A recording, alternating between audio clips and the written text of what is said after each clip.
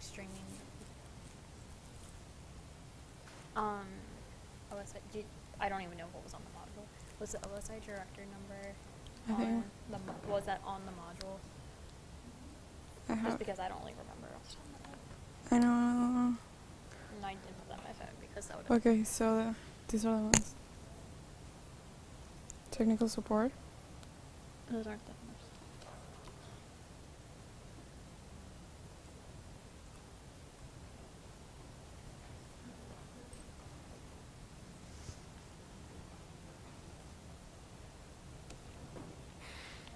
It's like we have a business card that like I meant to like put on my phone. I just like don't know how all of that works.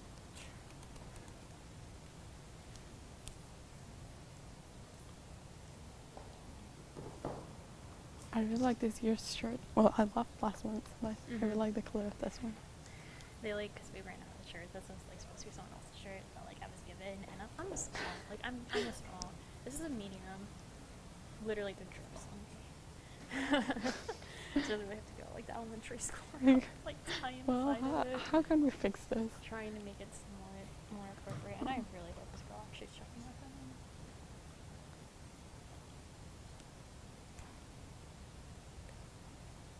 Just kidding. JK, I have it. Okay. That's the number. I was like, I have it.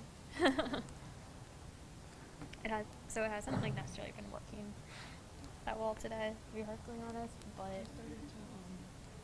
it's live streaming right now, and like it just started because I have to make sure the microphone's working and everything, but this is all I'm saying, because... Yeah, I'm gonna call. Okay.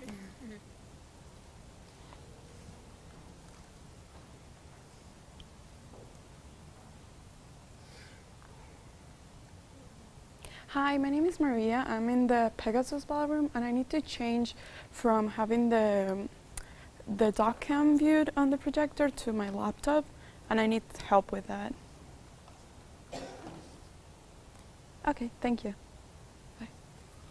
There was something. more prompt response, and there's been all day. We're gonna see if they actually hold it. I know you change here, but I'm afraid to touch anything like. Oh, here. No, I better not touch that. I feel like it's probably best. Yeah, I won't. I'm like, oh, thank you. Yeah, and that one is the mic for the room. Cool, yeah. I feel like if I were important, like 2 mics.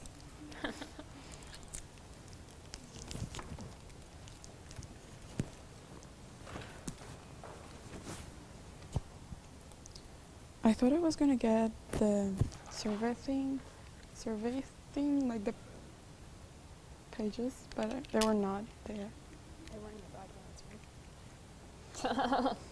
I wasn't in charge of putting the surveys in the bags. They're not there.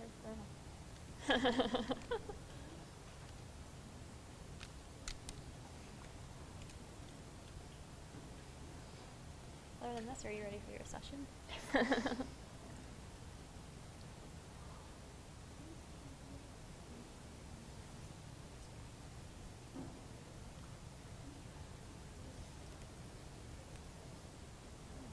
Real cold in here. Yeah, it's freezing. Normally it's really cold at the table, but it's not this year, at least not today.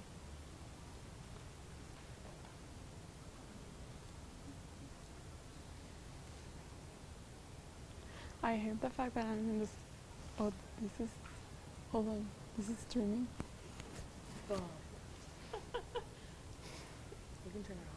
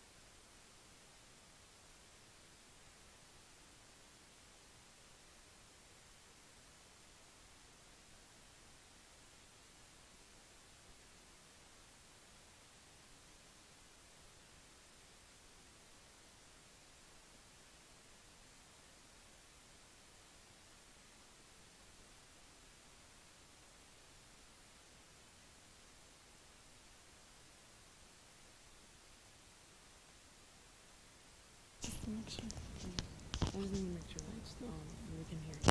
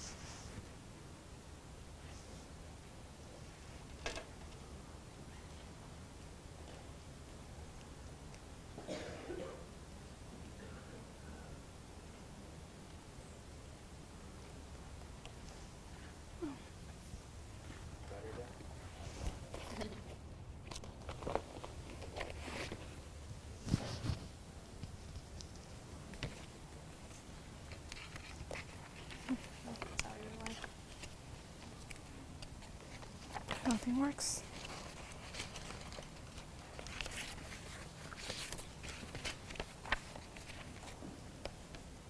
Fix it faster. Cool. Sorry about that. It's all good. Thanks for coming I out. wish it though. was our equipment. But Thought it'd be a simple fix. yeah, they're probably gonna push a few buttons, but It's all good.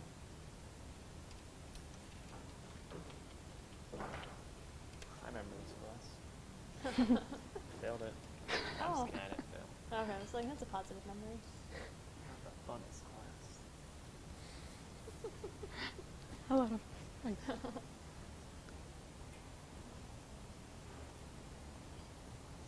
know where we are.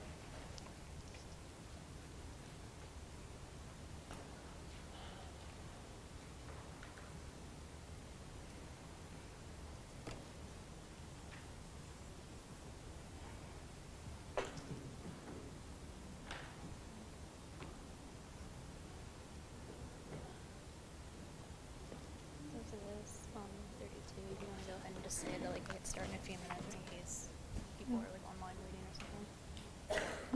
I have to turn this one on, right? Yeah.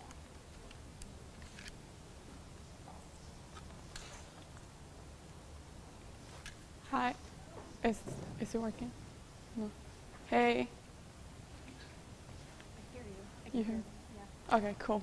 So hi everyone. We're just trying to make the computer work, and we'll be back in just a couple minutes.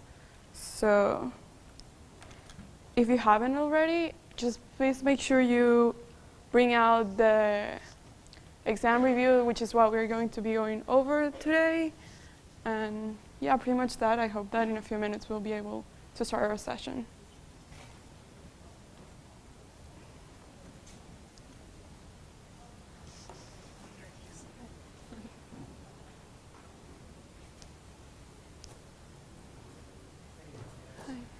Hey, how are you? So what's the issue here? How can I help? Yeah, they're just trying to connect this laptop to the projectors. Yeah. So where's this coming from?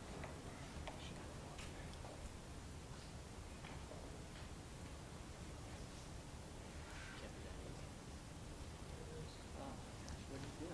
What you do is you hit whichever screens you want it on. If you want them on all, you just hit all of them, and then you'll hit like whichever number. So like if I wanted them all to be the computer, hit all, and then I hit 2. It'll change all these to 2, so now you see it's the computer up there. Oh, so that's that computer, and then Yeah. one is One is VGA. going to be this VGA here.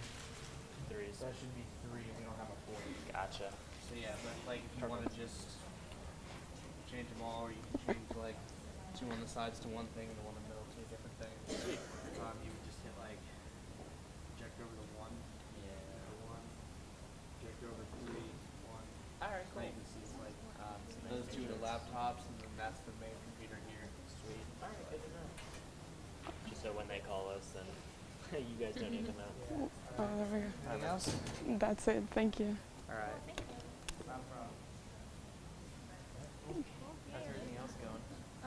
Pretty good. We had a couple of things in a couple rooms, but caught her. She worked it out. Maybe you're a part of them. I don't know. Yeah, today's our busiest day in terms of sessions. So Alright, cool. Yeah, give us a call if you need anything. We'll be in touch. I'm here all day, so Alright. yeah. Have a good session. Okay, sorry for that, everyone. Now we are set to go. So, well, first, thank you guys all for coming. If you didn't know, this session's been live streamed, so please avoid any type of word that we should not be using in lecture or anything like that. Just try to be polite and stuff, like always. And yeah, we're just gonna get right into it. If you haven't seen the review, it's already posted in discussions, so you can go there. And once we finished here, this review is also going to be posted on YouTube. So if you want to go over something that you did not quite understood, then you can do that afterwards. At any point, if you have questions, please raise your hand, and yeah, and we will go over them. So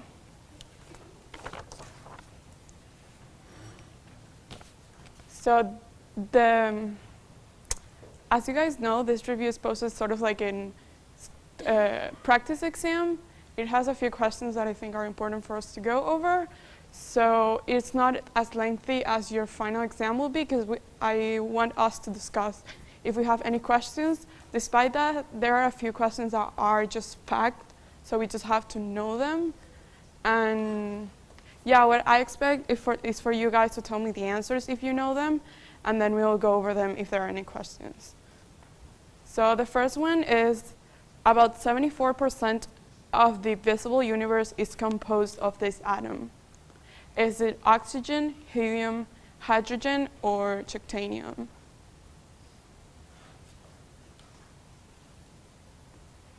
Any guesses? Hydrogen. So yes.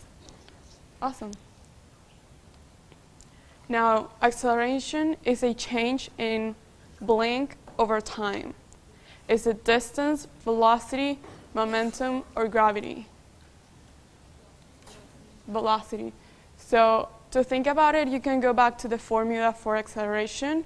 So if you don't have it, this is a great place to write it down, which is, does anyone know the formula for acceleration?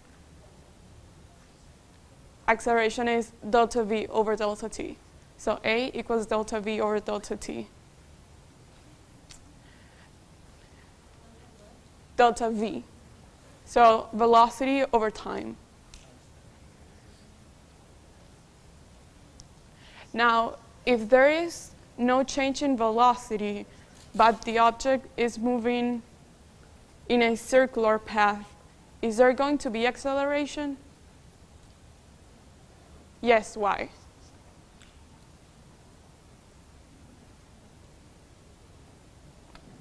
So I repeat the question. If there is no change in the speed, but there is a change in the direction of the object, is there going to be acceleration? Why? So velocity, so acceleration is a change in velocity. And velocity is not just the number is speed, but velocity is also about the distance, the direction that the object is going. So even though there's no change in number, there's no change in the speed, there is a change in direction, so there is a change in velocity, and therefore there is a change in acceleration.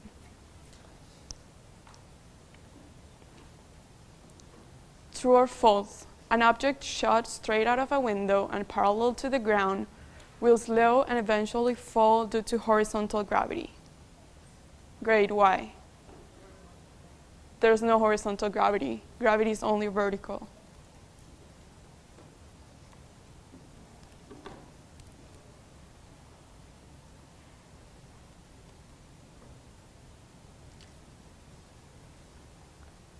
As an object in free fall approaches the ground, all of the following constantly change except acceleration, velocity, time, or drop distance.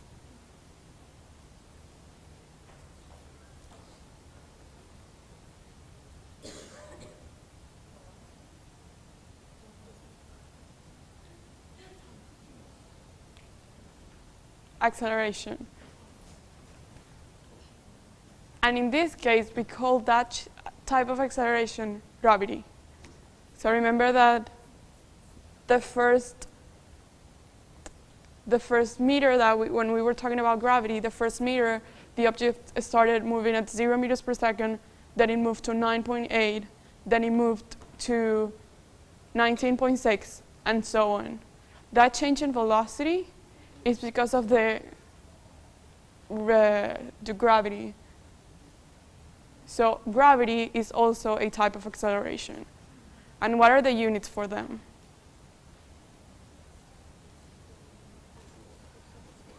Meters per second square, yeah. Okay.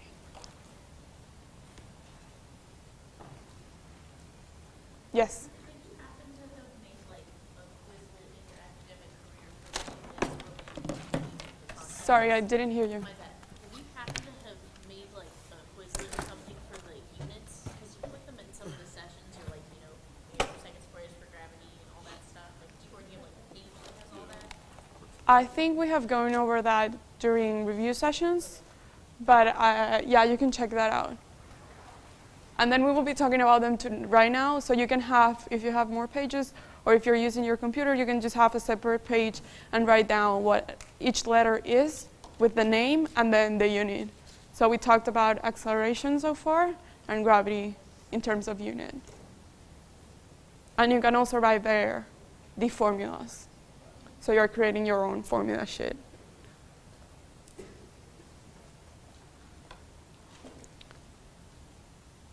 Now, this is a problem.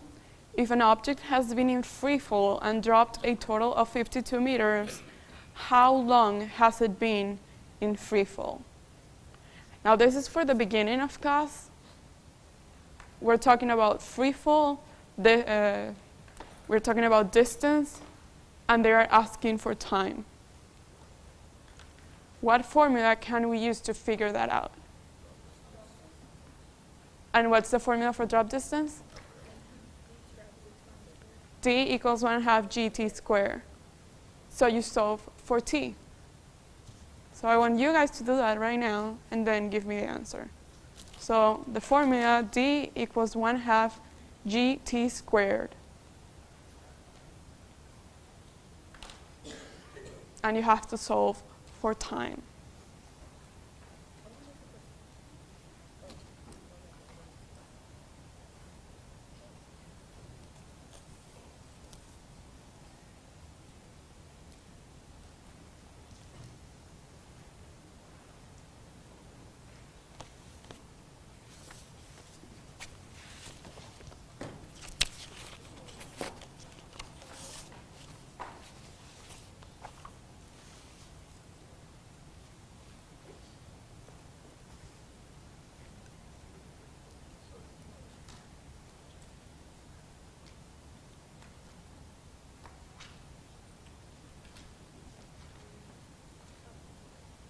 Does anyone have an answer? No. You have it? Okay. So here we have 3.26. Does anyone have that? You do, and here you guys have it. Awesome. So yes. Here's again the formula. D equals 1/2 gt squared. Then you plug in 52 for the distance, 0.5 for the 1/2, for g 9.8, and you solve for t. Something that's important here is that sometimes we might forget to square root the number, so make sure that you remember that you have that t that's squared. And what was the number and the name for this formula again? Drop distance. Awesome.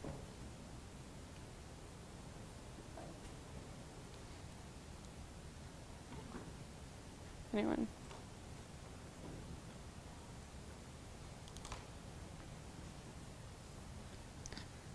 Now, the velocity of an object remains constant unless an unbalanced force acts on the object. Which is this one of Newton's law? Is it Aristotle's view or Galileo's? Sorry? What? C, Newton's second law? Yes.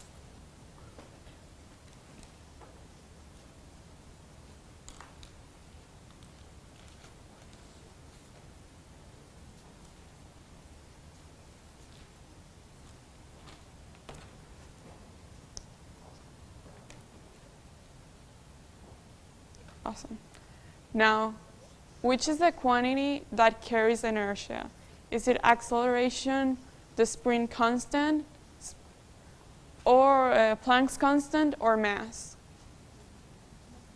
Mass. You can think about it as the bus that Dr. B was talking about. You as an object, you as a human, not as an object, if the bus stops, you're going to lurch forward. So you are the one that's doing that. You are the one carrying that inertia. So it's not the velocity, it's not the acceleration, it is you who's going to carry that.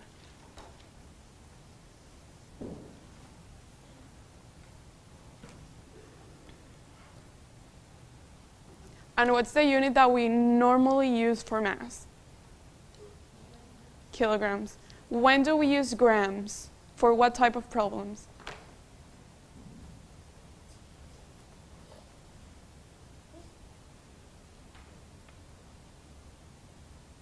We use grams when we are talking about calories.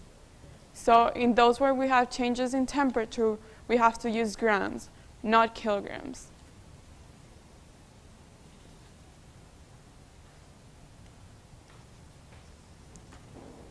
What is more commonly known as a push or pull? Force. So it's pretty easy. Now what's the formula for force? F equals ma, which is a formula I expect everyone to know. What's the unit that we use for force? Newtons. And what is a newton? kg meters per second squared. It is squared. So I think if you can't remember the unit, you can go back to the formula. Force equals ma. M is mass, we use it in kilograms. A is acceleration, meters per second squared. When is force negative?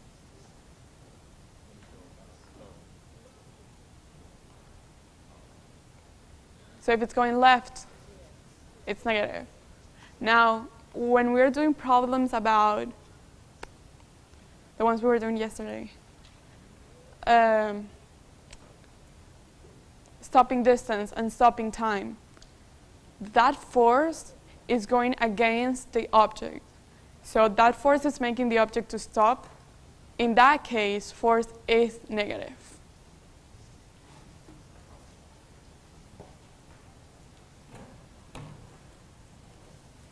So now we're going to use that formula.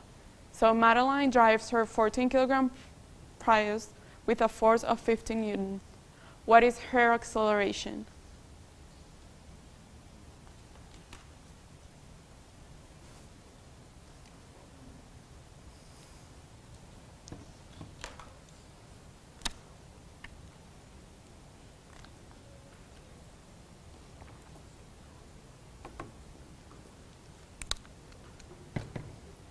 Do you guys have an answer?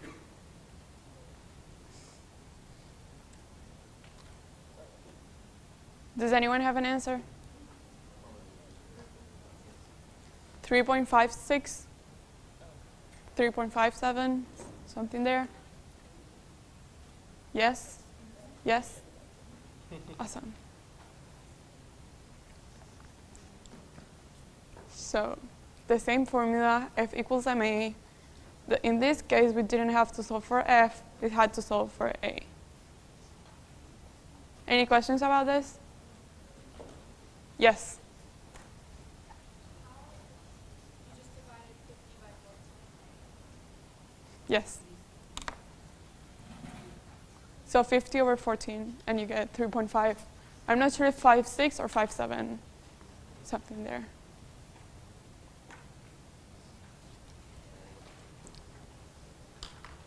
So we already talked about this law before. So which ones describe that law, that second law?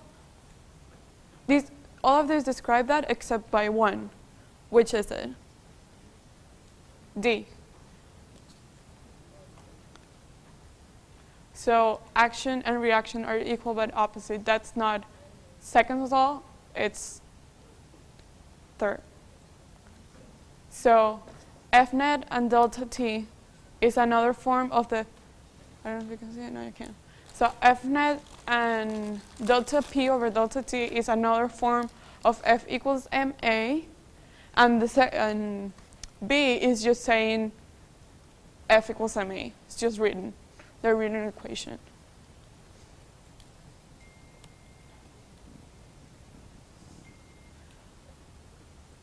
What does momentum involve?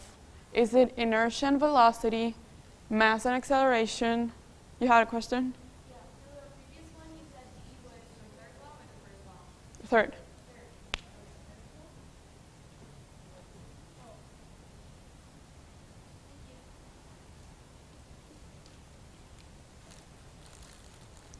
So, what does momentum involve? Is it inertia and velocity, mass and acceleration, velocity and acceleration, or friction and inertia?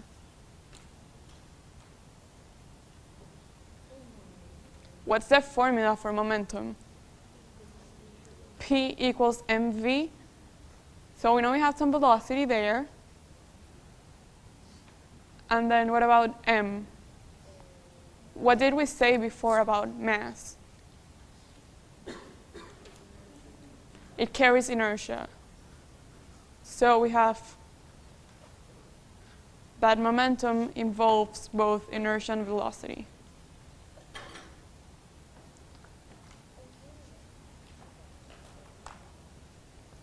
Now, what's the unit for momentum? If the formula is P equals mv, what's the unit for mass? Kilograms, and the unit for v? Meters per second. So the unit of P is, or momentum, is kilograms meters per second.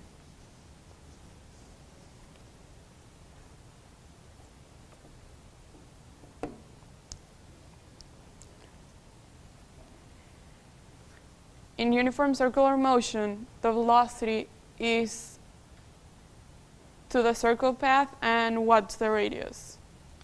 Is it parallel to the circle path, tangent, perpendicular, or is it tangent, parallel, or perpendicular to the radius?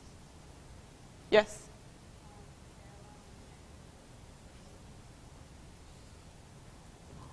It's actually tangent and perpendicular. Yes?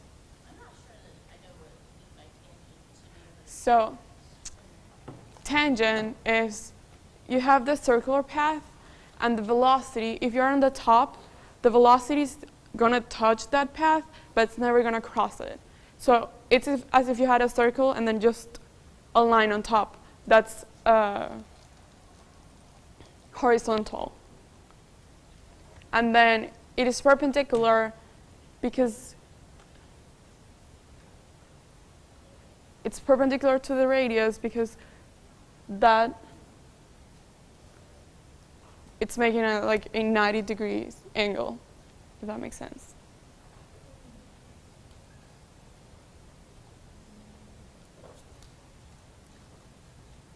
Questions here? I think if you have any questions about this, we talked about it in one of the review sessions, and we even drew it. So you can go back, I think it was exam 2, you can also refer back to that. For an object in uniform circular motion, the object's blink causes the object's path to point inward. Yeah. So centripetal acceleration. This is the acceleration that we were talking about before when we were saying that in uniform circular motion, uniform means that the speed is not changing, but since it's circular, you are actually moving. You're changing your direction, sorry. And that's this kind of acceleration, centripetal.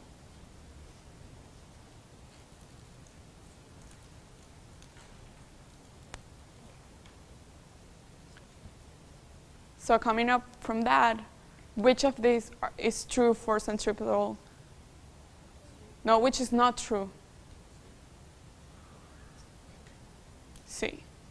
So we said the speed is not changing, so it does not speed up, it does not slow down, but it does changes the direction.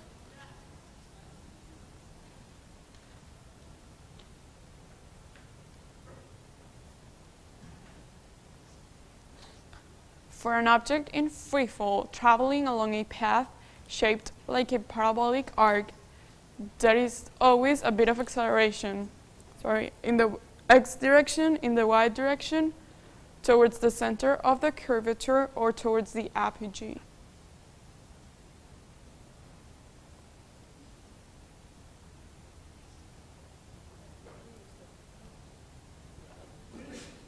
What is apogee?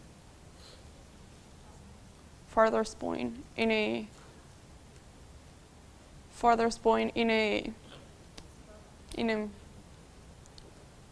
path.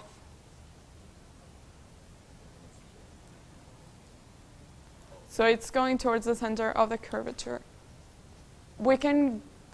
This talks about how, I remember in lecture he used the example of throwing the football, where you had parabolic arc, you first throw it and it's going to go upward, but at one point it's going to go down. You're always going to have some acceleration towards the center of the curvature.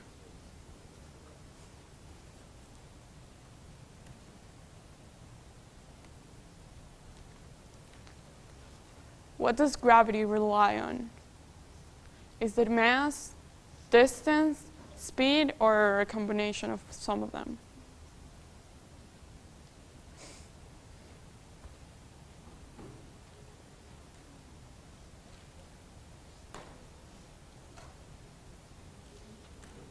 Sorry? D? E? Distance and speed? Anyone has anything different? It's D. So there are two ways to think about it. You have the gravitational force formula, which is what?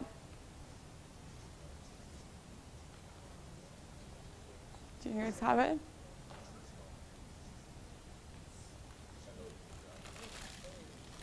So Fg, gravitational force, equals capital G, which is the gravitational constant, mass 1 times mass 1 times mass 2 over r squared.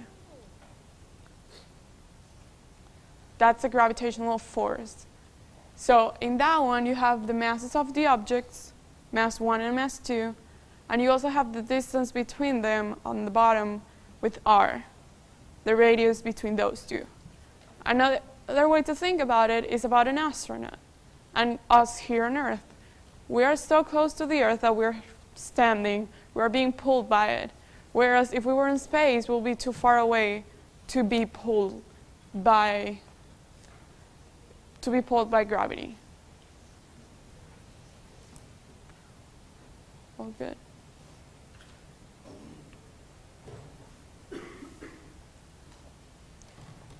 Mike's little sister, Catherine, can reach anything in the house within 1 meter of the ground.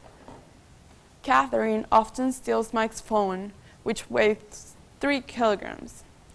In order to stop her, he decided to give his phone some amount of GPE. What is the lowest amount of GPE necessary for his phone to be out of reach? What formula should we use?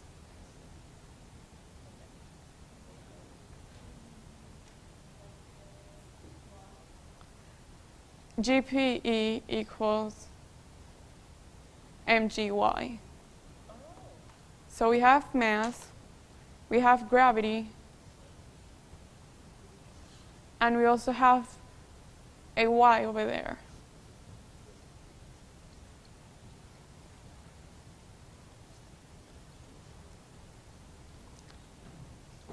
So what is the answer?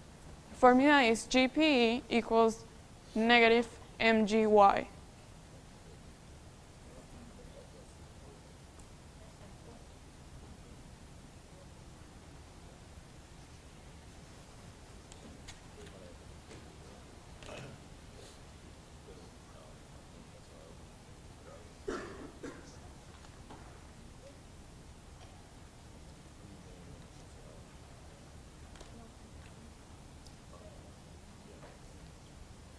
Anyone has an answer? C. So you have the mass, which is what? 3 kilograms. What's G? 9.8. And then what do you use for Y? 1 meter. So you multiply that, you get 29.4. So that's how much GPE the phone has at that point. Now, what other type of energy do we, yes? GPE equals negative mgy. What's the other type of energy that we have also talked about? Kinetic energy. And the formula is 1/2 mv squared. So we have gravitational potential energy and kinetic energy. We're going to use those two formulas also at the end, so make sure you have them, and you're going to need them anyway. And what are the units for that?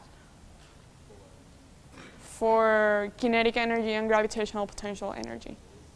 Joules or Newton meters. Those two. So if you have it here, so here you have Newton meters, but if it were 29.4 joules, it would be the same. Yes? Yes. True or false? The periodic table of elements was originally based on properties of the elements which correlate to atomic weights.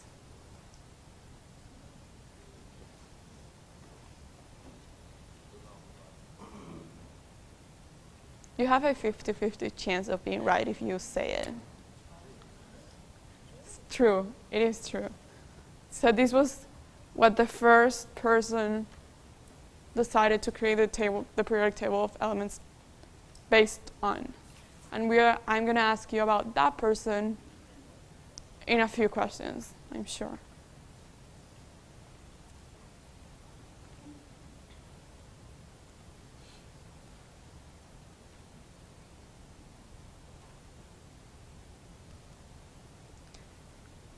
Which is not a unit of work? Yes. So it is C. We haven't used D actually, but it's just for you guys to realize that pounds, in pounds we are talking about some mass. Yes.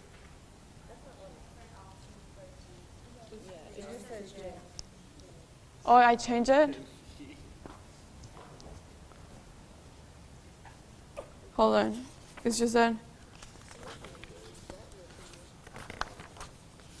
So, well, if you have J, I don't know why I haven't.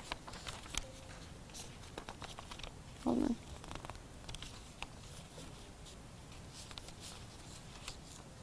Okay, so I changed it. So you have J. What is J? Joules. So it was just for you guys to realize joules is J. So it is not PT, P over T. What's the formula we have for work? The formula we have for work. W equals F something. Didn't we talk about that? What's the formula for work? F something. W.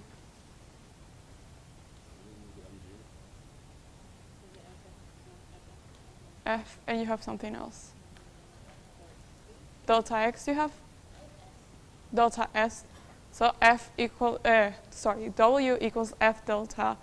It can be delta S, delta Y.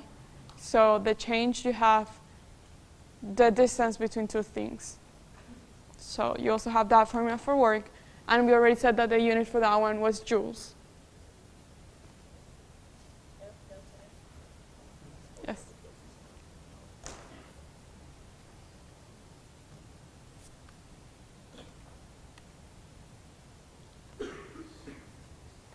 Once a base elevation has been defined, example at sea level, obtaining height above that level requires electricity, acceleration, gravity, or work?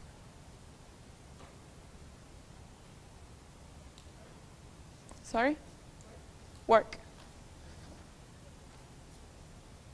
So I'm pretty sure we did the problem with the French fries, where you had to burn them or you had to burn some calories or something. I'm pretty sure that wasn't homework. And what you did to calculate that was work, because you were going upward in those stairs.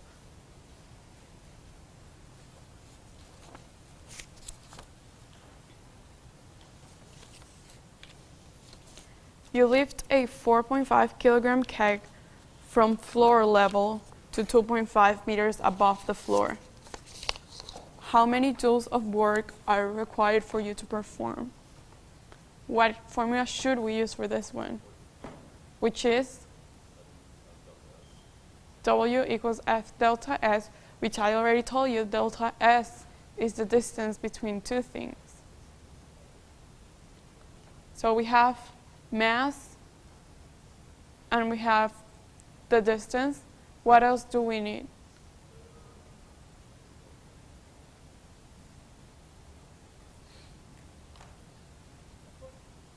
And how can we calculate the force?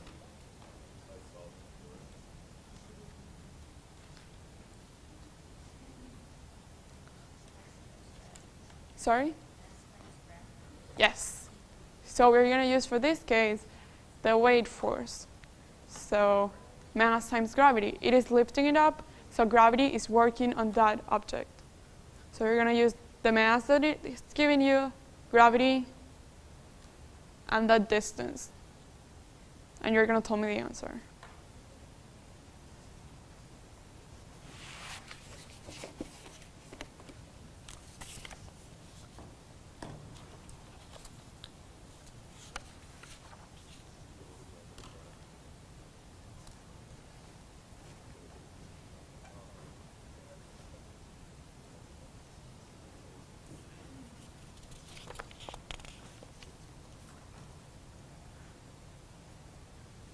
Yes? Can anyone repeat the formula for work?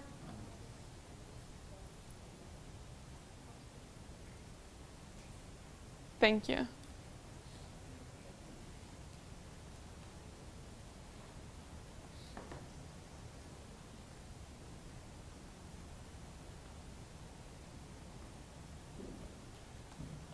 Who has an answer?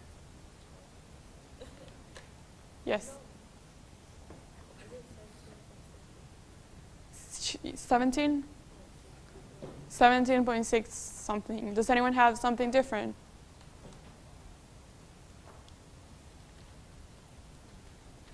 Yes. She has 110. 110, 110.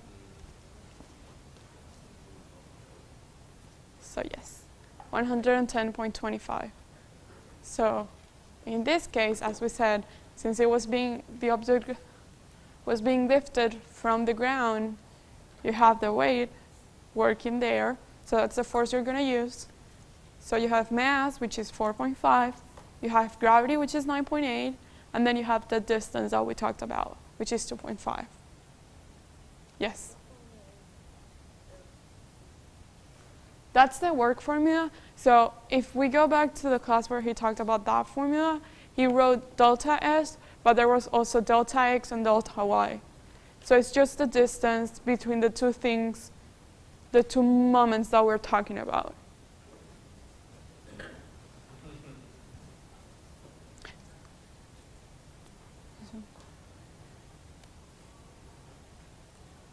Which is not a form of energy.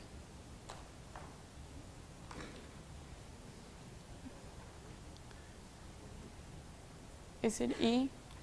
It is E. So all of the previous ones are forms of energy.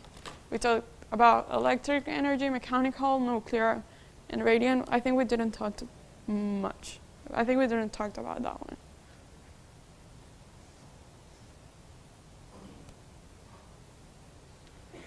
True or false? any form of energy can be converted into another form. Yes. So think about KE and GPE. At one point you have kinetic energy, and then all that energy, so you have the most GPE at the top of something. When you are down, you don't have GPE, but that is all converted into kinetic energy.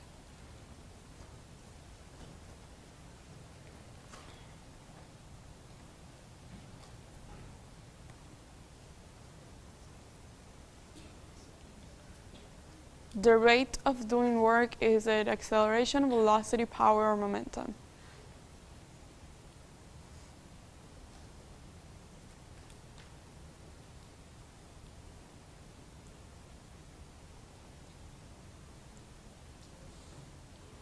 You guys can try it. Power. Yes.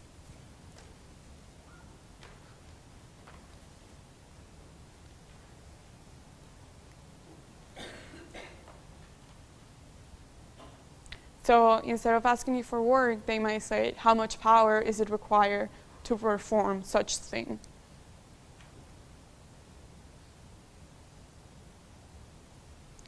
In a vertical free fall, kinetic energy is equal to 0 when A, the object is at y equals 0, the velocity is at its maximum, the object is at y equals max, or when the GPE is equal to 0. C. So when the object is at the y max. So when if you're going to drop something, just before you drop it, you don't have any kinetic energy. But what do you have at that point? You have GPE. And then at the bottom, it's the contrary. You don't have any GPE, but you have kinetic energy. The way I think about it is the formula for GPE has y. So if you're at the bottom, y is 0, so you have nothing. Whereas if you're on the top, the y is the biggest. And for kinetic, before you drop it, you don't have any velocity, you're holding it. So there's no velocity, it's going to be equal to 0. Whereas on the bottom, right before it touches the ground, it has accelerated all the way down, and now it's at its maximum. Questions? Cool.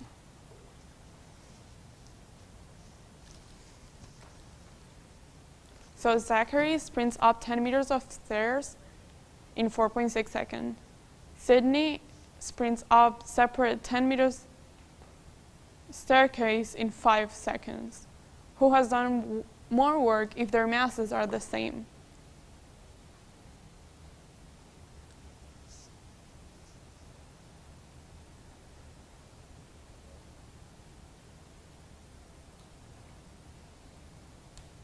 Neither? Why? They did the same work, but why?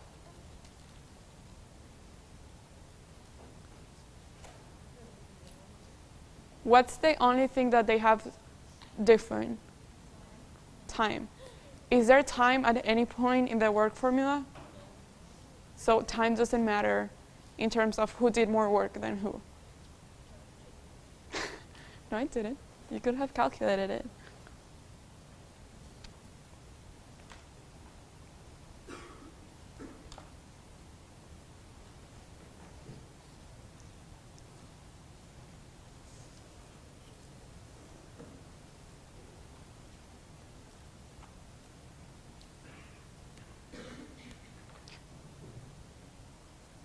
Which is the rotational analog of force?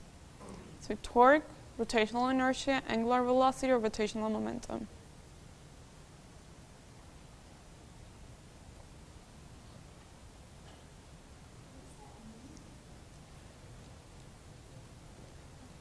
So it is torque. So all of these questions like this that you're like, what even that? Those are all from PowerPoints.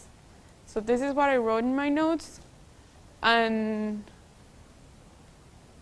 this is basically a bunch of questions that come from from Dr. V's PowerPoints and a few things he has said throughout class. So make sure that when you're reviewing, that you go over them and that you write them down, and that you know that things like this exist. So, yeah. True or I think we didn't talk about leverage this year. No, we didn't, right? Sorry. We can skip that one. So at a temperature of 272, in what state is water? H2O. Is it ice, solid, liquid, or vapor? Solid. What's the point at which water goes from 273? It goes from solid to liquid. And at what point it goes from liquid to vapor? Yeah, 373. So it's just 100 degrees Kelvin of difference. So it's easy to remember. 273 and 373.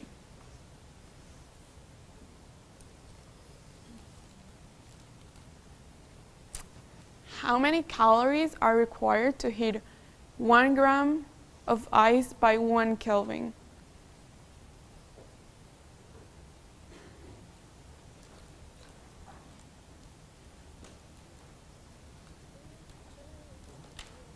Anyone?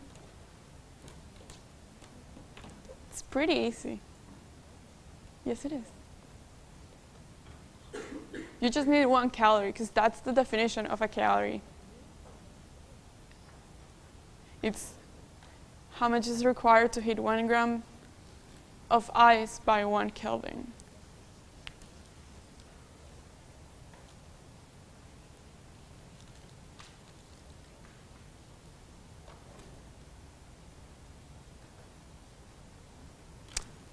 How many calories must be removed? So how many calories should H2O lose to convert 1 gram of liquid water at 273 into a block of ice at 273? So we're not changing the temperature, we're only changing states.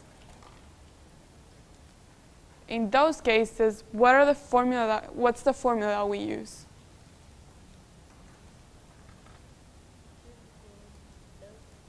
Q equals ml, so mass times latent heat.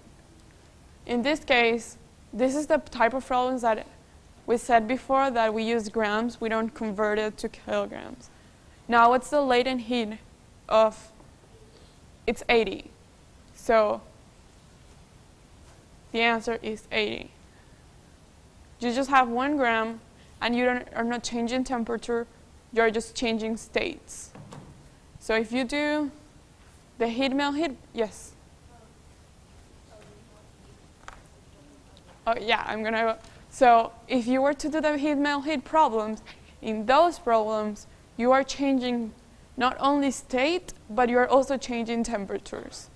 So for those ones, what formula do we use? Q equals mc delta T. Mass, specific heat, and delta T is what? Change in temperature. This is capital T, it's not small t, so it's temperature, not time. And what's the formula for delta T? Or for any deltas? Later minus previous, so T2 minus T1.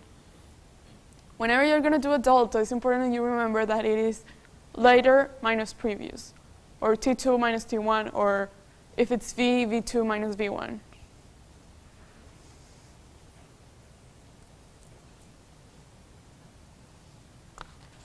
So which of the following is not a mode of heat transport? Is it conduction, convection, convulsion, or radiation? Convulsion. So for this one, what I recommend you guys is that I think the best way to understand them is to look for, I should have done that, but to look for a picture where they have a stove and like a pan full of water, and it shows how radiation works, how convection and how conduction work. I think if you're having trouble with that, go for it, and then you'll just get it right away.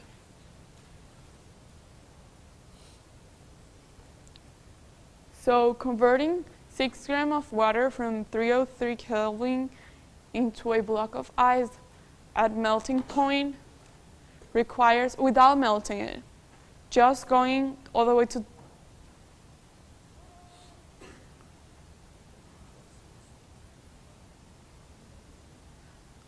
to what number? What amount of Kelvin? What would be the temperature? 273. So from 303 to 273. What is the amount of calories required? Sorry? What formula do we use? Q equals mc delta T. We have mass, 6 grams. What C do we use? 1? 0.5? Which of those do we use? We are a liquid water, so 0.5. So 6 times 0.5. And what do we use for delta T?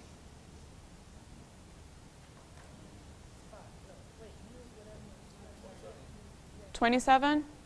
You guys? So 273 to 303 is how much? 30. So 30 times 6 times 1.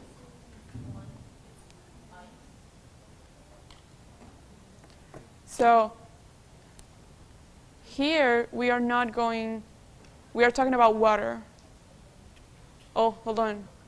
You're right. So we are at ice. So it should be 1.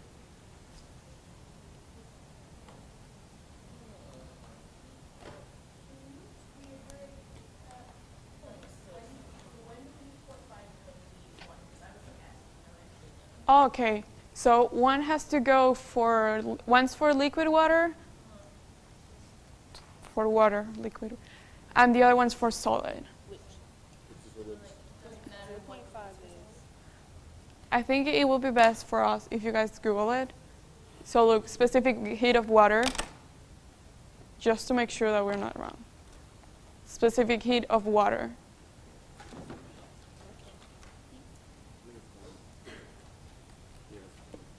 Is 1? He said in the notes that specific heat 0.5 calories per gram for ice and 1 for liquid ice. So 1 for water, liquid water, and 0.5 for ice. Thank you.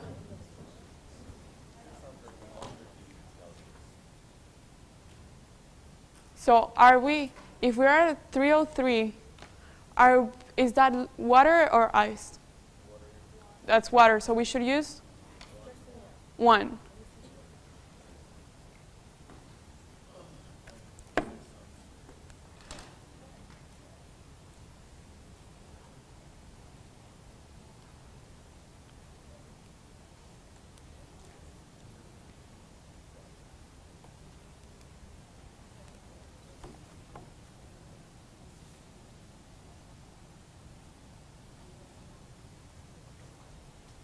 So what's the answer? 180. So hold on just a second.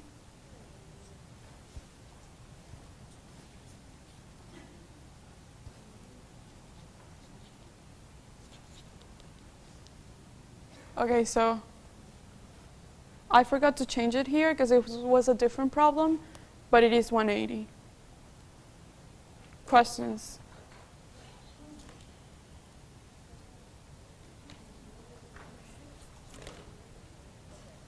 So convert, yes.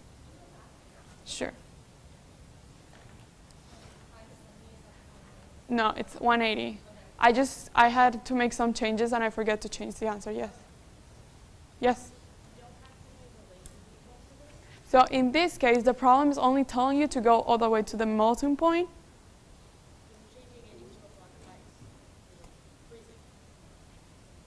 But in this case, it's not.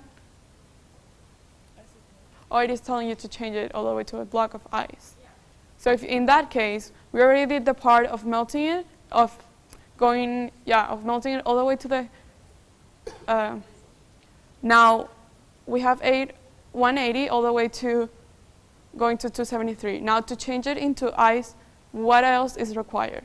How many more calories?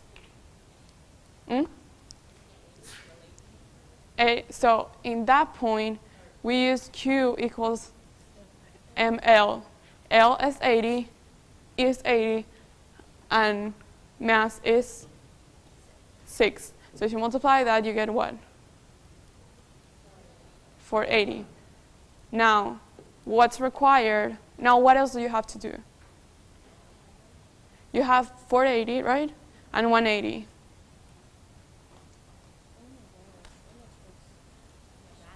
You add those two together. And you're going to get, so 180, what we calculated at the beginning, is what it's required to go all the way to that temperature. Now, at that point, it is still water. So since the problem is asking you to change it to ice, you have to do that extra step and change it from liquid to ice by using that formula of Q equals ml. Questions about that? So the answer is, if you add 180, 660.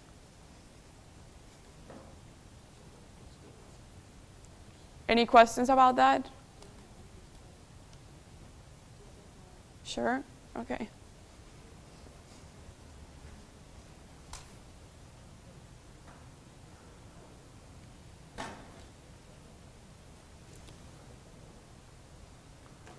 Yes, you had.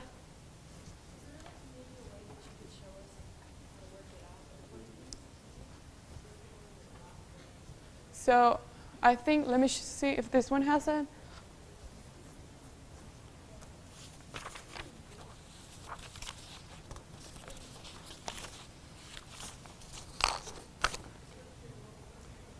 So I don't have markers with me. Yeah, but I need the boards. So we also have in one of the reviews, I think, yeah. You have like a way to write step by step, or we can do that together also. We're gonna do it again, so we can do it right now. And we're gonna go step by step, so you guys can write like, okay, step 1, do such, step 2. So now it's asking you to convert 400 grams of ice at 268 to liquid water at 288. So again, we're changing states, so it is a heat-melt heat problem. If you think about the name, that will give you the steps you have to follow. So if we say heat, you're going to use that Q equals mc delta T formula. And for the melting part, you're going to use the one that has latent heat. So step 1 is using figuring out the first Q. Now, before we go into that formula, we have to figure out the delta T. So how do we figure out the delta T?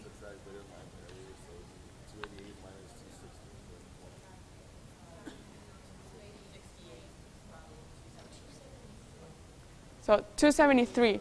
So it's important to, between those two, there's a melting point. So you first have to go to that point, and then from there, go to the other one. So if you're changing states, you first need to go by that either melting point or boiling point. So we're going to do, for the first T, 273 minus 268, because it is T2 minus T1. What's the answer for that? 5? 5. Now we have to use what formula? Q equals mc delta T with what C? 0.5. We are at ice, So at this point, we haven't gone past, we're at solid, we haven't gone past the melting point, so we use 0.5. So mass is 400, C is 0.5, and then delta T is 5. You guys calculate that and let me know. 1,000? Yep. Awesome. Now what's the next step? The melt part.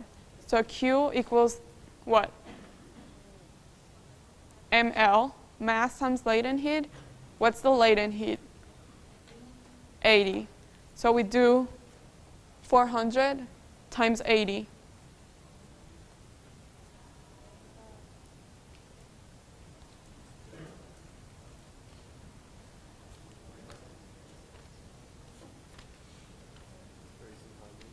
So 3,200. Now we already calculated what we needed to go from 268 all the way to 273. Now we calculated what's required to go from ice to liquid. What else do we need? You have to heat it up again all the way to 288. Yes. For water. It's specific for each type of, so if we're not talking about water, he will give it to you. So what's going to be our T1 now? T1, is it going to be 268, 288, or 273? 273 is going to be T1, because you're starting at that point. You have already gone from 268 all the way to 273, which is the first thing we did. So you're starting there. You're not starting at 268 because you already did that. Now we're going to go all the way to what? 288. So that's T2. T1 is 273. T2 is 288. Now what is delta T? 50? 15? You guys all have 15? Awesome. What's going to be the specific heat here? 1. And the same mass. So how many calories are required?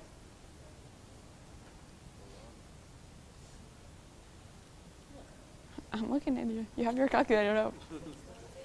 2,000? 6,000? Hold on. So just for this third part. 6,000. Awesome. Now if you put them all together,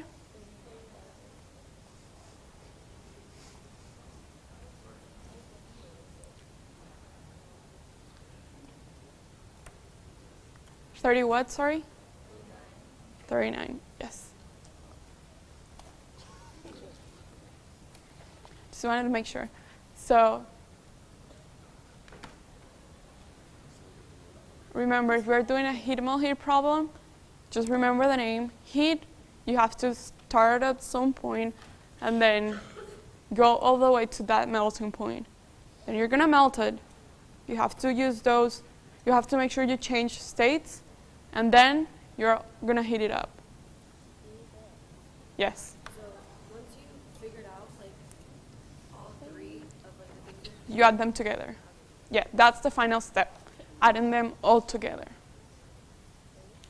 Questions about this problem? Yes? did you get 3,000? Yeah? 400 times 25 times 6,000. Questions about this problem? Everyone's good? Awesome.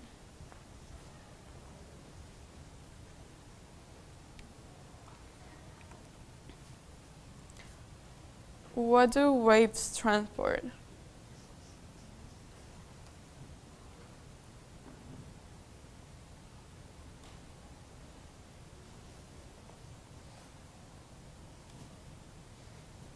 Any guesses? B. Energy and momentum.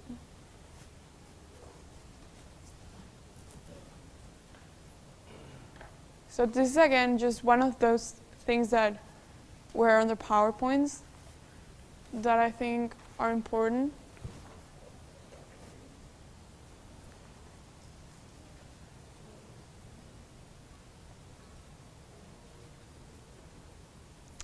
What type of force is the spring force?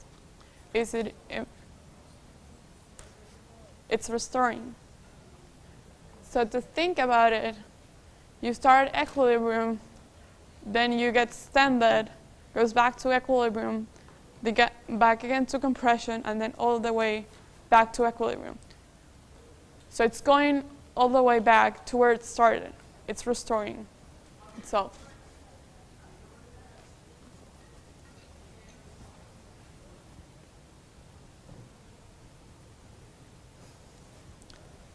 True or false? Two objects are at thermal equilibrium when they have the same temperature. True. So this is another type of problems that I'm pretty sure was in the mega review, where you had to get two objects, two substances, all the way to the same temperature. Huh? Yeah. I think there's one here at the end, I'm not sure. Yeah, that's the one you have to calculate a lot of things at a lot of times something.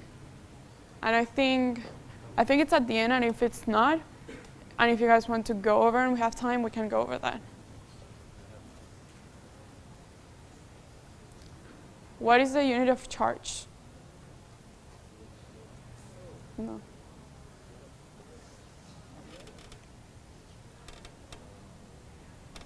Coulomb. What? So, yeah, that's basically it. The unit of charge is a coulomb. And I think we're coming into some more chemistry things.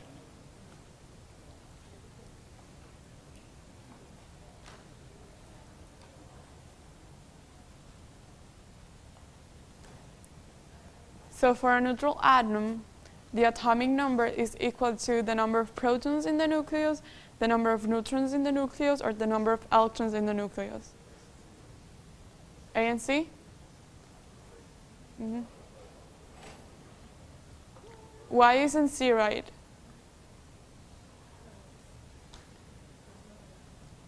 There's no electrons in the nucleus. They are around. Electrons in the nucleus. Huh? No, there are not. The electrons are orbiting around the nucleus, but they are not in it. That being said, the atomic number is the same as the number of protons in the nucleus and the number of electrons orbiting the nucleus.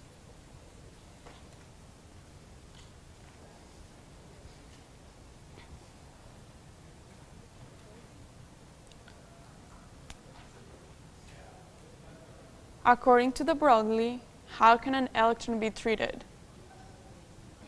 as a wave? We talked a lot about this.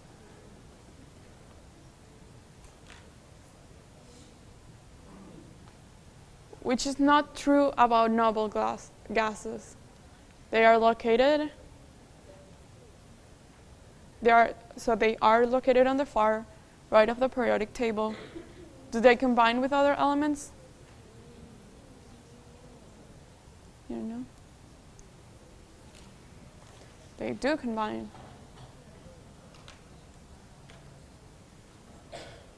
So none of the above.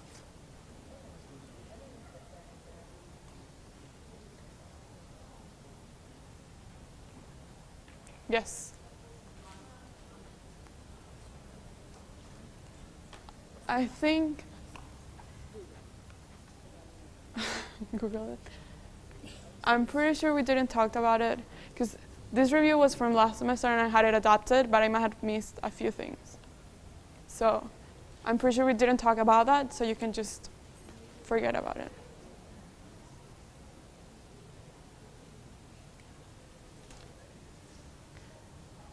What is called, so when we have an atom, what's the first energy level surrounding it?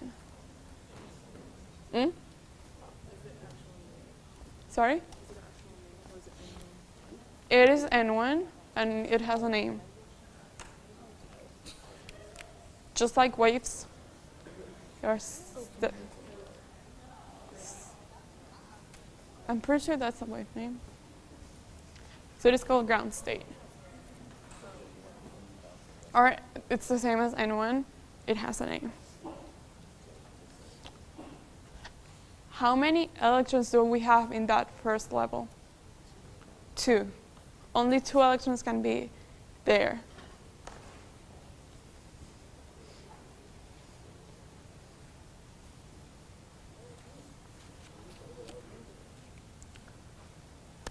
Do you guys remember I told you I was going to ask it? Who created the first table of elements?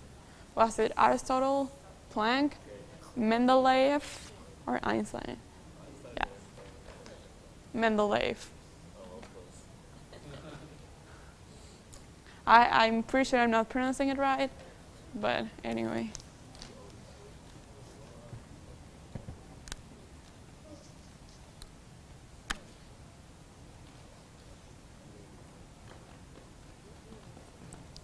And I just told you the answer for this one. Well, you guys told me that.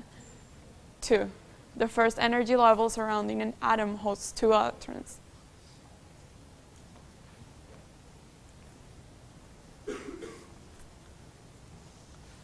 True or false? Heat always flows from cooler to warmer objects. False, common sense. So, each successive level of an atom built after the ground state is called what? So just like we had the names for in waves, we have first, second, third, and so on.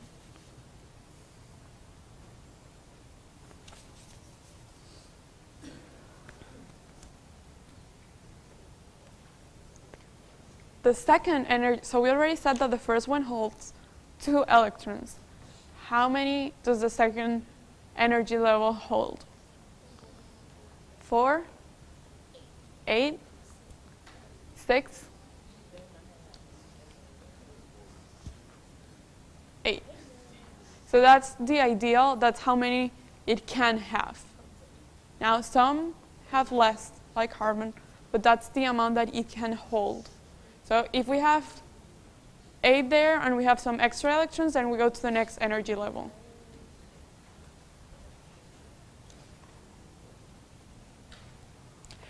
So this is not from the review, but from homework. When he had the thing with CO3, each oxygen has 6 electrons on the outer, on that second energy level, so it needs 2 more to be completed. Since we had 3 oxygens, those were 6 that we needed to complete those. If you guys were having trouble with that question. So we have been talking about latent heat of fusion. Is what? You said E? I'm sure it's right. Try doing that in the exam. Is it the amount of energy needed to break bonds in gaseous state? An amount of energy needed to break bonds in solid state, or to increase the temperature, or none of the above? To increase temperature? So when do we use latent heat? When we're changing state, when we're going from solid to liquid. To go from solid to liquid, what needs to happen? You need to break those bonds in solid state in order to move to the liquid state. Now, it's important to know that the latent heat is not changing the temperature. That's what we use. That's when we use the specific heat. You had a question? You said it was when you change from like ice To water. to So the other way around. you can, yeah. It's just to go from between those two. It's fusion, so latent heat to go from solid to liquid. Or from liquid to solid.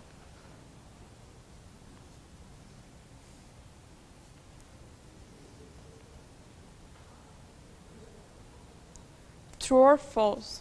Electrons attract electrons and protons attract protons.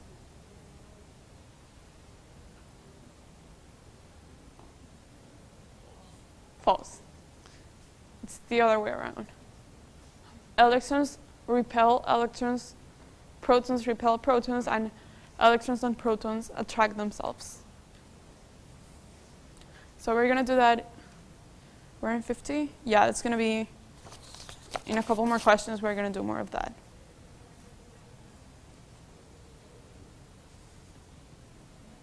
You thought we had finished with the periodic table? So how is the modern periodic table organized? By the year each element was discovered, by the number of electrons, the atomic number, or the atomic mass?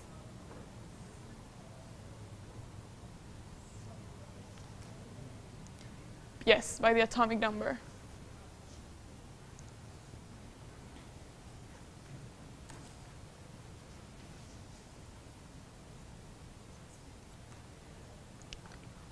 What is the weight of a 40-kilogram person? Oh, wait. For this one? Good. How do we calculate weight? Yes. Yes, W equals mg. So mass times gravity. It's important to know that weight is not the same as mass. Sometimes we confuse between those two, but weight is a force, whereas mass is not. So we do W equals mg. That's the weight formula. And what's the unit for weight? If it's a force, Newton. It's a type of force, it's the same unit. And what's the answer? 392?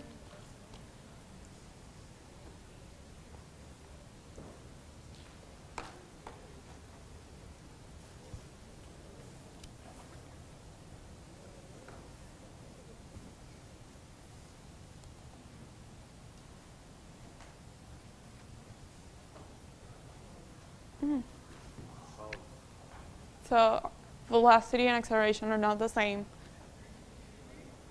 So how are they different?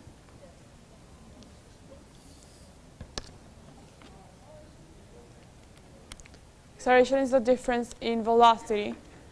Acceleration is not measured in meters per second. Acceleration is measured in what? Meters per second squared. And velocity is measured in what? Meters per second. Acceleration is measured in meters per second squared, and velocity is measured in meters per second.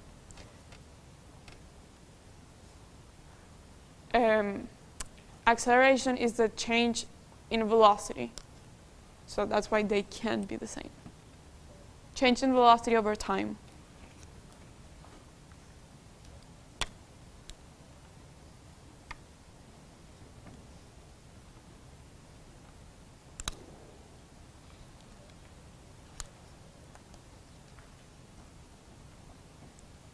So quantum theory of hydrogen. Does it say that only a few orbital levels are allowed? That electrons only live at certain specific altitudes? That each altitude has a set of EPE, and as an electron drops EPE, it emits a photon with missing energy, or all of the above?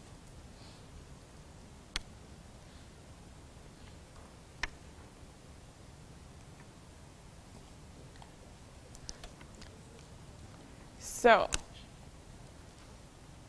all of the above. All of this is true for hydrogen.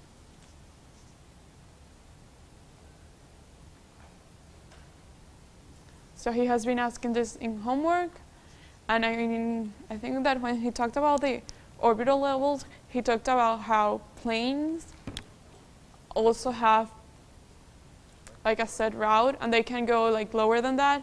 So it's the same here. You can't just have one random level.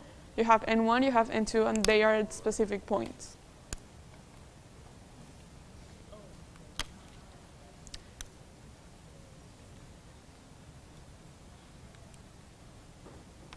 So,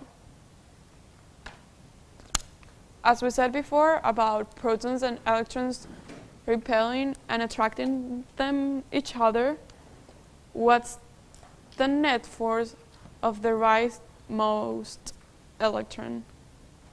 So the one right before those two protons.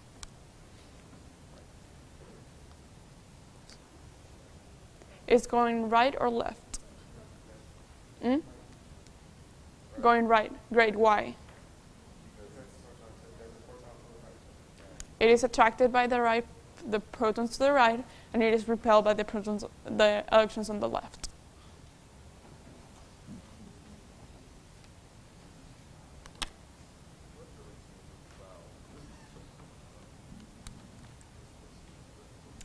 So now we have something similar.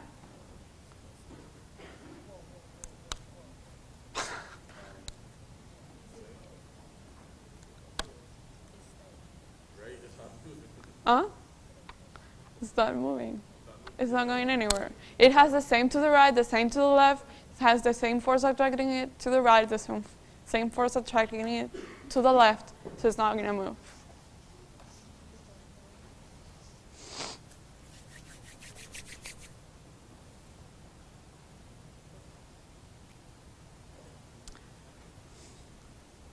So we talked about momentum when we were doing the boxcar problems. Is it true or false that the conservation of momentum states that the total momentum of a group of interacting objects remains the same in the absence of external forces? So I have some people that said true and some people that said false. It's true. So we talked about collisions. When the boxcars, we had two boxcars that were not moving, one that was moving. Then you calculate the momentum of that, and then after they collided, that same momentum is conserved. It's just that now the momentum is distributed between those cars all together because they are all moving. So there's no external forces making it change. The momentum is conserved.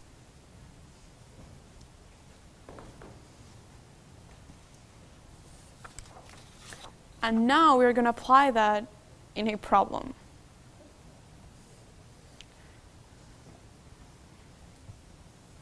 So user A has a mass of 12 kilograms and user B a mass of 24 kilograms. User A is headed east along a path with constant velocity of 14.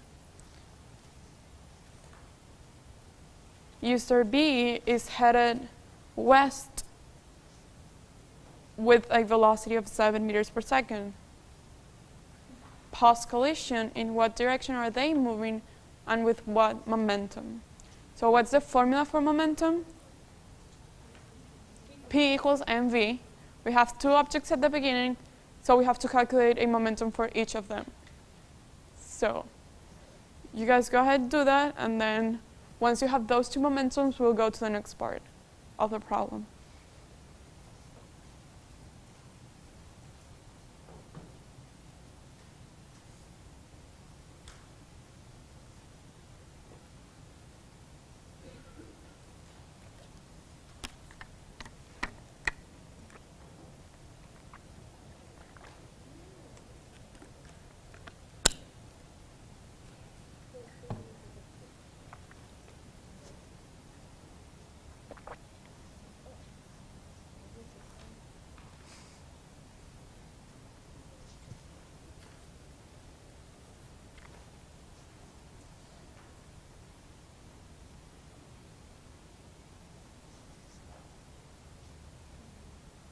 You guys have it?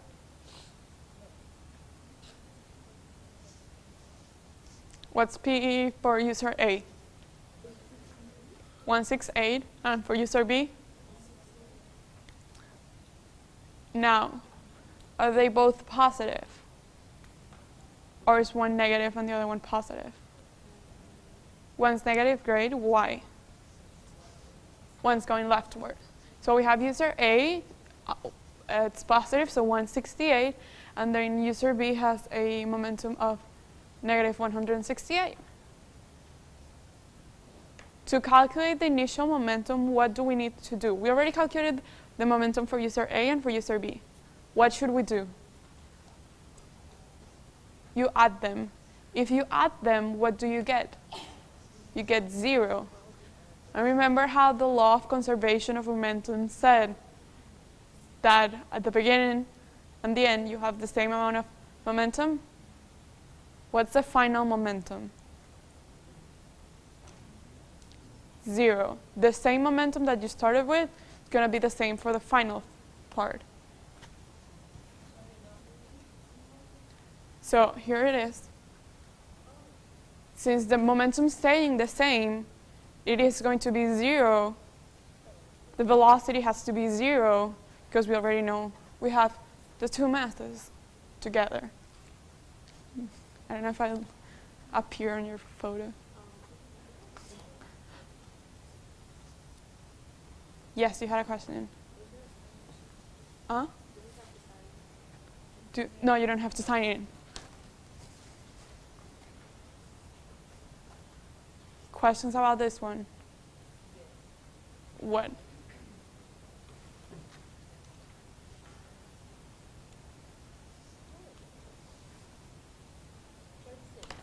Huh? 36, where that came from? Does anyone know where that 36 came from? Yes. Yes. So when we started, we used the first mass separate from the second one. At the end, they collided, they were together, so we have to put those two masses together. Yes? So your velocity is 0 because they both cancel each other out? Yes. Okay. So in this case, if the way we calculated the velocity was that we used the P that we figured out at the beginning, so those two together, that was the initial P, and then that's the same for final.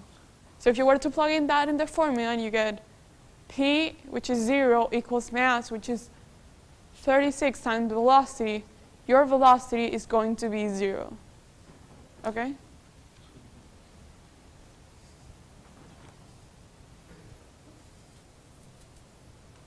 Questions about this? Cool.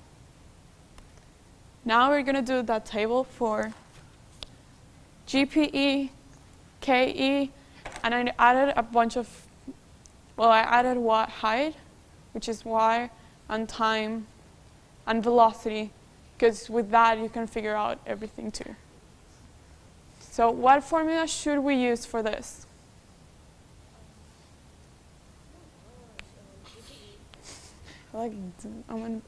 GPE, which is negative mgy, and what other one?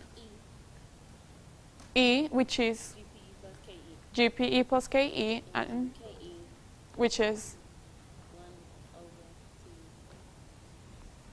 Can anyone help her out? What's the formula for KE? 1/2 mv squared. So we have those three formulas. Did it? Oh, yeah.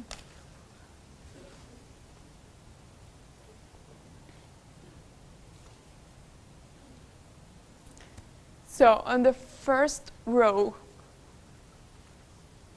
what else do we know here? The first, at the highest point. Sorry? KE is 0 there. What else? Times 0, because you're starting out. What about E?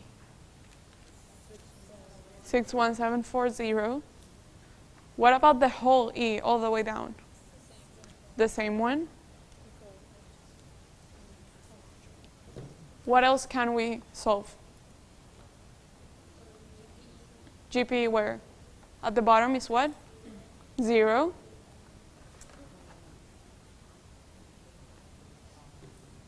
Your height is KE. At the bottom, what about KE? The max. It's the max, so 61740. I don't know why it's such big numbers. What? Your height is KE. No, sorry. Your height KE 0 as well. So yeah, KE is 0 at the bottom. GPE. No. You mean KE 0 at the top? KE is 0 at the top and GE 0 at the bottom. is GP 0 at the bottom. You're right. Now, how can we find GPE at 100 meters? We use the energy formula. E equals KE plus GPE. We have E, which is 61740, and we have KE, which is 20580.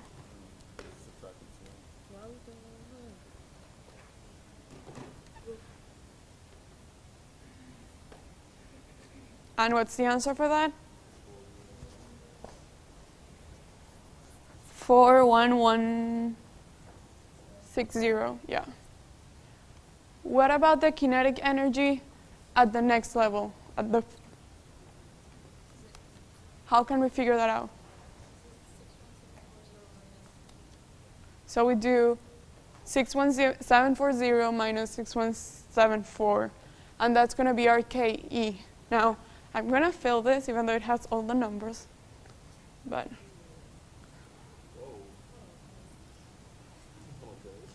yeah, I should have used smaller numbers, but anyway. I have a question. Sure. For a graph like this, would you ever solve the time and stuff or like that, or no? We're going to solve it. Oh, like All the of it? times? Yeah, but you're going to find a way to do it pretty fast. So we have all KEs and all GPEs, right? And we have all the energies. How can we find velocity? What formula has velocity? Yes. The KE formula has velocity. KE equals 1/2 mv squared. We have the mass, and we have KE. So we have to solve all of them for V. If you know how to do it, you know how to complete it all. I'm not going to check it. It's just.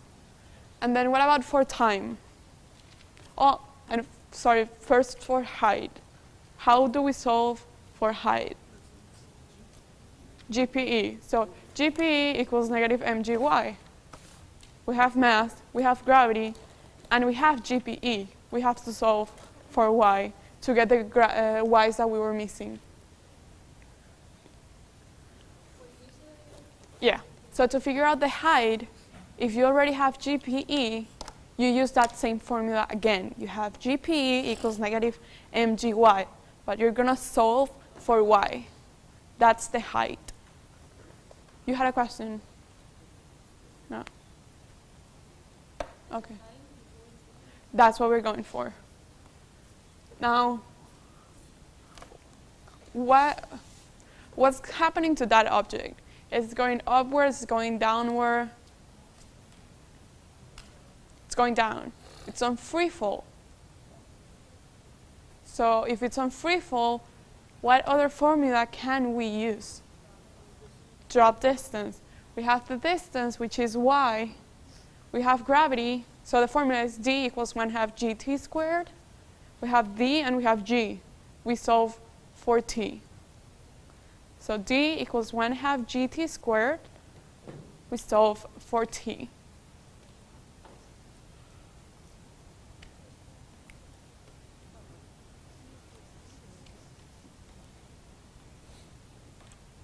This is a bit more complex than the one we did in class, but I just wanted to make sure that we covered everything we could add to it. Yes? So for V, can anyone tell me how to find V again? So KE equals 1/2 NV squared. You have KE, you have mass, you solve for V. You good? Awesome. How are we starting time? Yes, you are. No, as in how are we starting time? Drop distance? With that. So you use the drop distance. So for time, you use the drop distance formula. D equals 1/2 GT squared. And you solve for T. Because you have the distance, which is the height, and you have the G.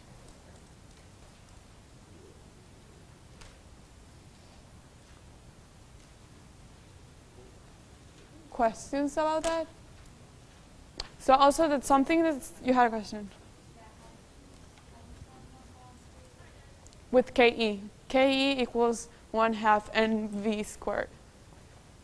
Now, for the height, it's important that we're not going to use 150 at the top.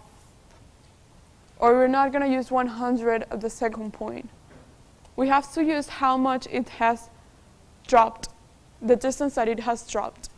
So at the second, at height 100, what would be the distance that we're going to use to find out the time?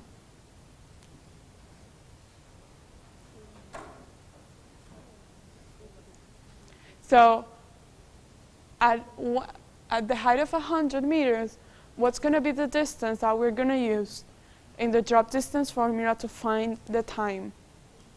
50. So we started at 150 and then we went down to 100 meters. We haven't covered those 100 meters, but we only have covered 50. So for the last one, so when we are at 0, when we're on the floor, what would be the distance to use?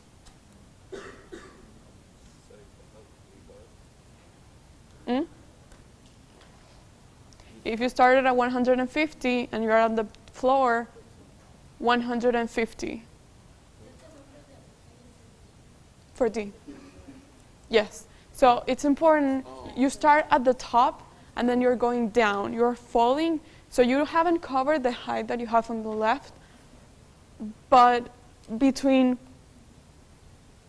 the top and the floor, but you're looking at how much you have fall.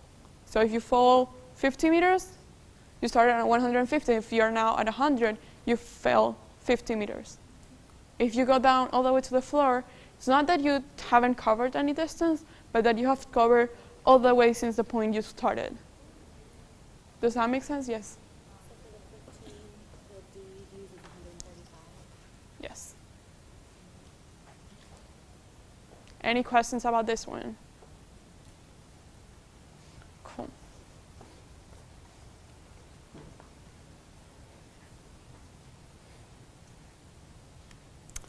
So we're finishing.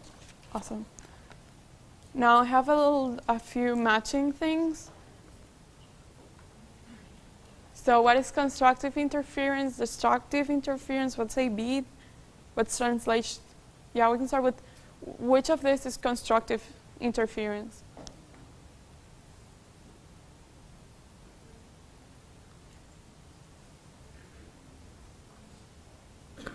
When we're talking about interference, we're talking about waves. The third one, yes. So it is peaks aligned with peaks result in this type of interference. That's constructive. Now, what's destructive? The second one, peaks aligned with troughs. What about a beat?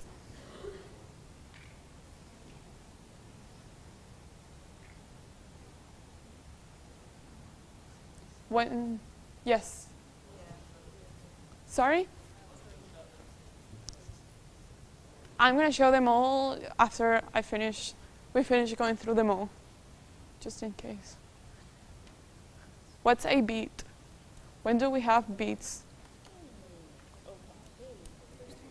The first one, when you have two sounds mixing that are at different frequencies.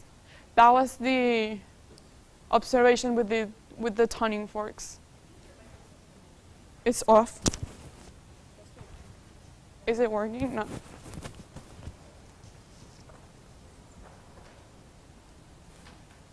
And now? No. Hey, Christina. Christina, the mic is not working. The mic's not working. Do you have another one? Okay. Well, we see if that not working. I'm gonna have to talk now. It's out of batteries. It's out of batteries. Yeah, I do. I'm finishing. I can just finish without it. Yeah. Okay, perfect. I'll talk fast, louder. Okay. So now I'm gonna talk louder because I don't know. We're out of batteries in the mic. So if you can't hear me, let me know and I'll repeat myself. So okay, we already went over constructive, destructive, and beats. Now we're talking about the motions. Which is translational motion? Going from point A to point B on a straight line, no spinning. Is it rotating about a fixed point, or is it translational and rotational? It's 4. So we're going from point A to point B on a straight line. What about rotational? 5 rotates, rotational. And then combination, 6.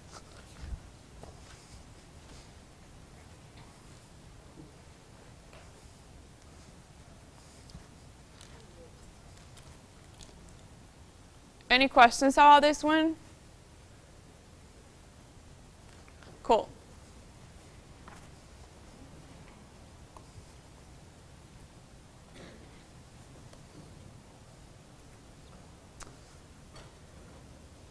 So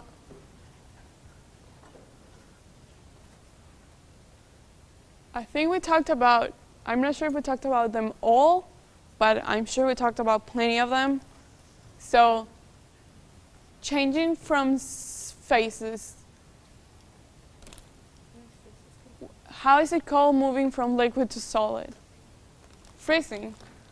What about liquid to gas? Yeah, that was me trying to yeah, I don't know what happened there. Anyway, solid to gas.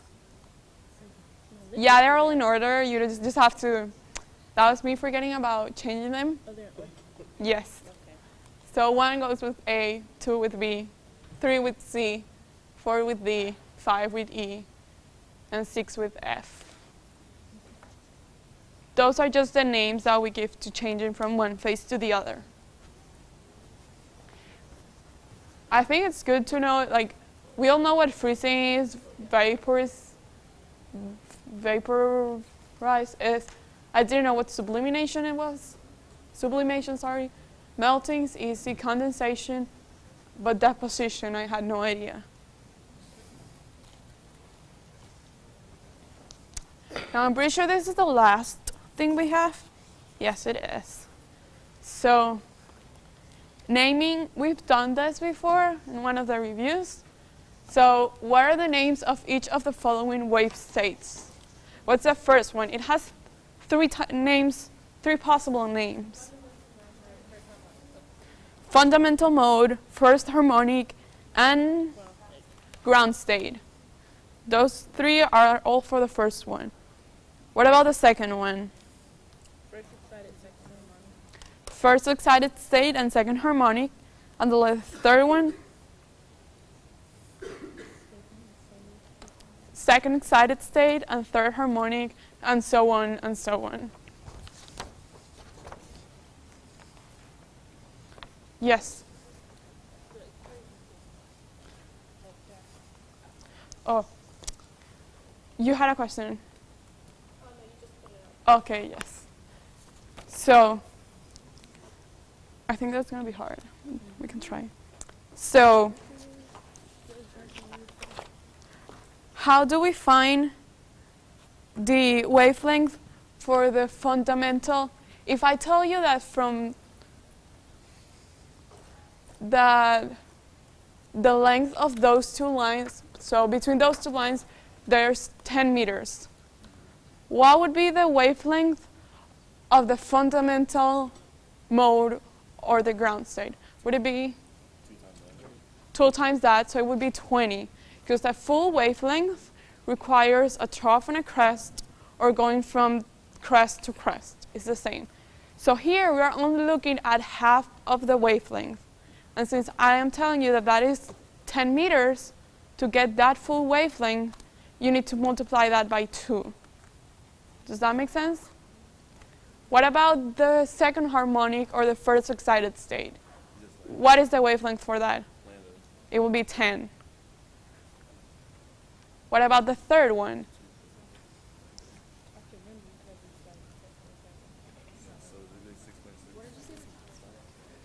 No mass. The 10 meters. You do either you multiply by 0.75 or you do 2/3. So you can, if you have 10, you multiply that by 2, 20 by 3, and you get 6.66 if I'm not that bad at math. And then what about the last one?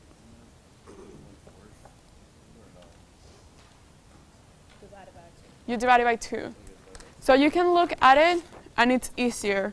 So to get a full wavelength, it needs to look like the second harmonic. That's a full wavelength. So if you don't have it, you can either keep on drawing it to see, okay, and they have to be the same length. So you'll have to replicate that to the other side. The second one's completed. The third one, you're only covering 2/3 of that. And then the last one, you just need half of that length. Any questions about that? Yes? So I'm going to repeat it. For the first one, you have to multiply by 2. The second one is just what you're giving if they're telling you that it's 10 meters, in this case 10. For the third one, you either multiply by 0.75 or by 2/3. And the last one, you divide it by 2.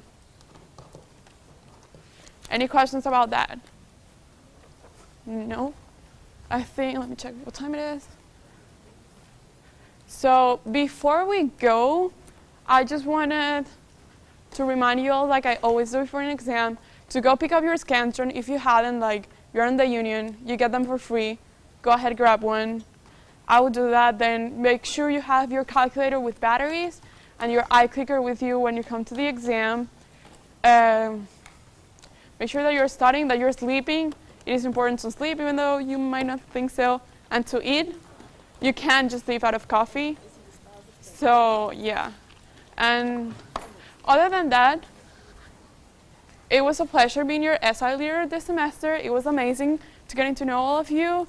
I hope you learned a lot, that you feel better for the exam. And yeah, good luck on your finals. And good luck on any finals you might have. Yay.